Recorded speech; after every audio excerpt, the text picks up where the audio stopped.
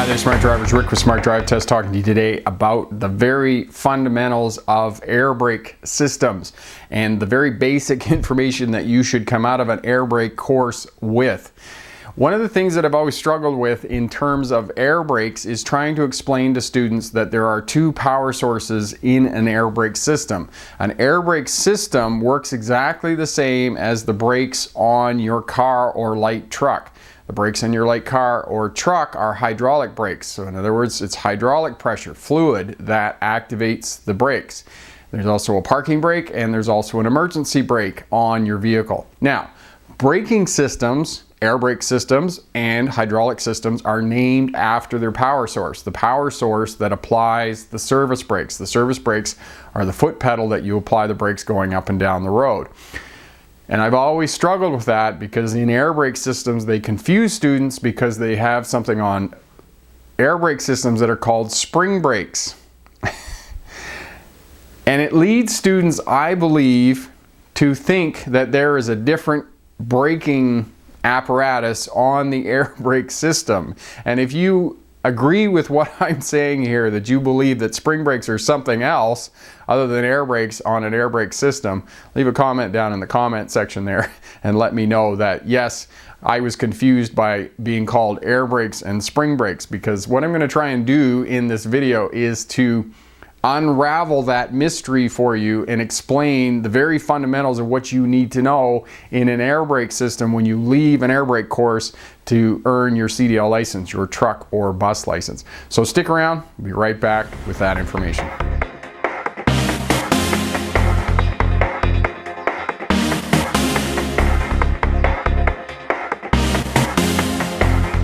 Hi there, Smart Drivers. Welcome back. Rick with Smart Drive Test talking to you about the very basic information that you need to know when you come out of an air brake course.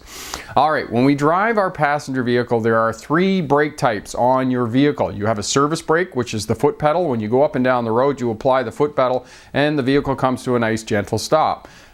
Most of the time, 99.9% of the time. All systems are divided into two independent subsystems, so it's unlikely that braking systems, regardless of whether it's a hydraulic braking system or an air brake system, are going to fail. So service brakes is the foot pedal. The next brake that you have on your vehicle is the parking brake, and I know here in North America 85% of us drive automatic transmissions, and 85% of people who drive automatic transmissions, 90% of those people never use the parking brake. But there is a parking brake on your vehicle, and I would strongly suggest that you apply it before you put the vehicle into park, because it's hard on your transmission when you don't apply the parking brake. Now, if the service brakes fail, the foot pedal fails, and you don't have brakes going up and down the road, you can pull the parking brake on using the power from your body, and the lever is attached to a cable to the brakes on the back and bring the vehicle to a stop. Now, you're using the parking brake as an emergency brake. So the three systems on your passenger vehicle are service brakes, the foot pedal, the parking brakes, which the energy comes out of you as you pull up on the ratchet mechanism or push the ratchet pedal down on the floor. And if the service brakes fail, you can use the parking brake to bring the vehicle to a stop, and thus the parking brakes become the emergency brake. Now, they're called hydraulic brakes because that's the power source for the service brakes. Air brakes work exactly the same. And what confuses students on air brake systems is that we have something on air brake systems that has been referred to for almost 40 years now called spring brakes. Spring brakes only serves to confuse students, and if this has confused you, then leave a comment down in the comment section and tell me that I'm on the right track, because as I said, I'm writing a book called a manual called Air Brake Simplified, which is trying to simplify the system and explain air brakes to you better. All that spring brakes are is another power source on an air brake system. On an air brake system we have service brakes, which is the foot pedal, and it applies the brakes on the vehicle using air pressure. Thus, they're called air brakes, like hydraulic brakes are called hydraulic brakes on your car or light truck, because they're powered by hydraulic pressure. We also have parking brakes on large commercial vehicles, and these do in fact have to be applied every time you leave the driver's seat. There's no doubt about that. Apply the parking brakes. There's two buttons on the dash. If you're in a tractor trailer unit, there'll be two buttons. There's a red one and a yellow one. The yellow one is the parking brake control valve. The red 8-sided button is the trailer air supply valve, and those are on-off switches. They apply the parking brakes on-off. Now the difference between a big truck, a commercial vehicle that is equipped with air brakes, or an RV unit for that fact, is that the parking brakes are powered by large, powerful springs. These large, powerful springs are another power source that apply the parking brakes, and they're best used for parking. Now what happens is if you're going up and down the road and lose the service brakes on an air brake equipped vehicle, the air drains down, because what happens is when you push the buttons in on the dash to release the parking brakes, air pressure compresses those large, powerful springs.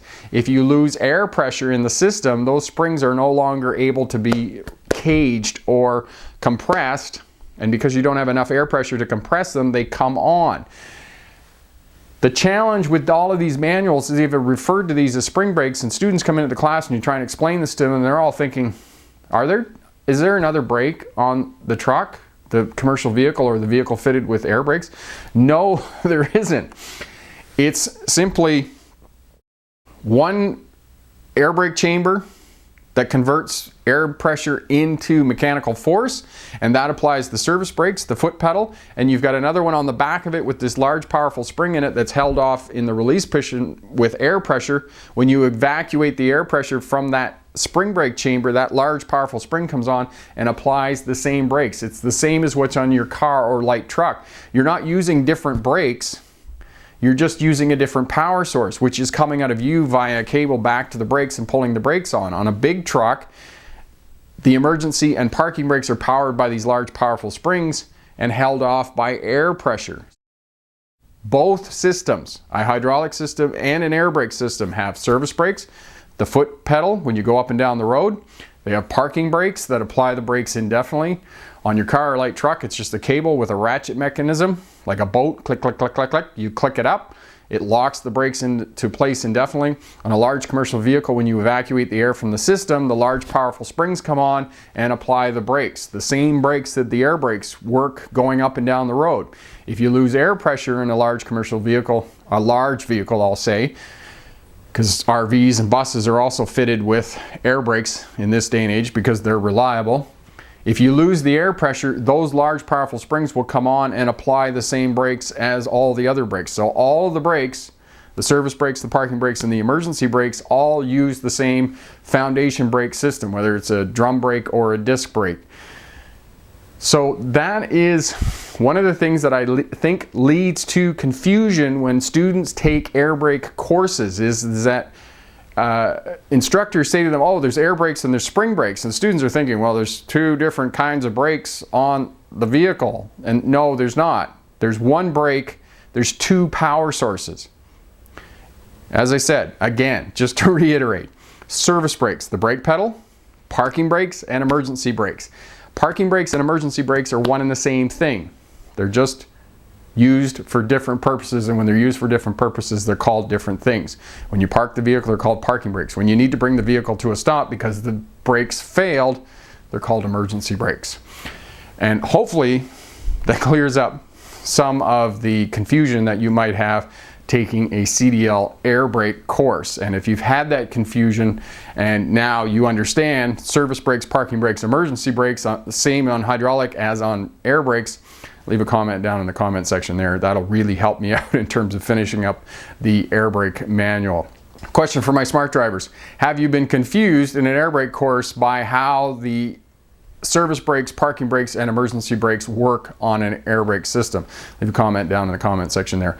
All of that helps out the new drivers working towards getting their CDL license. I'm Rick with Smart Drive Test. Thanks very much for watching. If you like what you see here, share, subscribe, leave a comment down in the comment section. As well, hit that thumbs up button.